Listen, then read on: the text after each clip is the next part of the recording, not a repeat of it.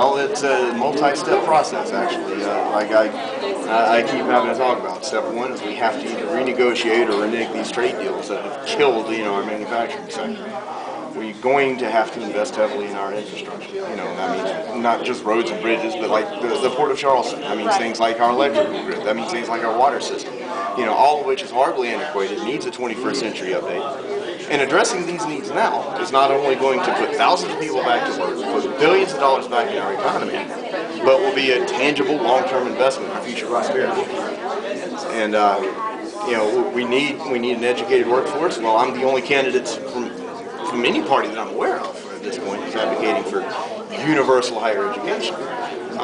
Regardless of your ability to pay. I mean, Democrats like to talk about capping tuition or lowering student loan interest rates, things like that. But I think if we're going to be serious about having an educated workforce, that has to be a door that's open to everyone, just like they have in Scandinavia.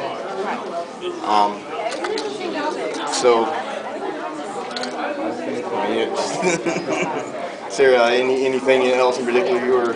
Yes. Okay. So your main focus, if you had to choose one main thing that you wish, if you were elected, that you want to definitely push it, like it has to happen for you to feel like your job was done, what would that be? Just protecting workers' rights, number one. I mean, that includes things like right to organize, things like living wages, things that sort of thing. But also doing so in conjunction with being a good steward of the environment.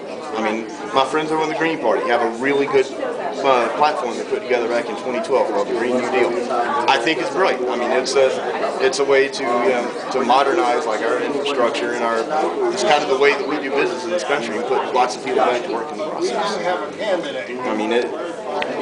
I mean, you look at like our environmental situation. I mean, clearly that is something that needs to be addressed. And right now, both of the major parties are too deep in the pockets of big business to really tackle the issue. And can I ask you, this might be personal, sure. What in your life inspires you to be pushing these events, like these issues? Like, is it because of your hard-working background? Well, actually, it's funny you should ask this, because it is really a funny story.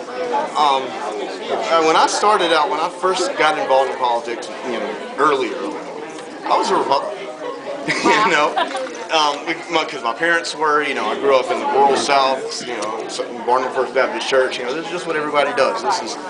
But then, I left college and kind of foundered around Hilton Head for a while and saw how the world really worked. And realized that, the myth of, if you just work hard, you can pull yourself up by your bootstraps,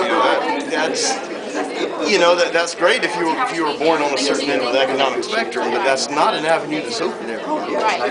And then on top of that, when the Iraq War broke out, I'd kind of taken a step back from the whole political thing for a while. But when the Iraq War broke out, it was obvious to me Iraq had nothing to do with 9/11. We have no business invading this country, and so I jumped feet first into the anti-war movement. And if you were familiar with how the anti-war movement was back then, it was an interesting coalition. You had old hippies, and you had Green Party people, and you had organized labor that's involved with it. And there's a bunch of groups that I hadn't really associated with a whole lot, with earlier on, and got to talking to these people, and I was like,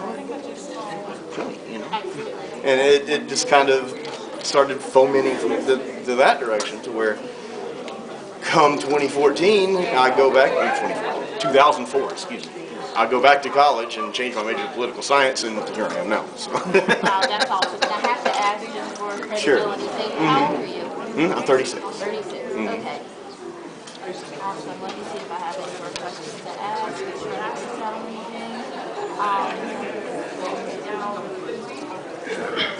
Actually, I think I've covered everything. I have enough. Is there anything else that you want me to add? Want the people to know? Columbia College, Well, it's interesting because my sister actually attended here.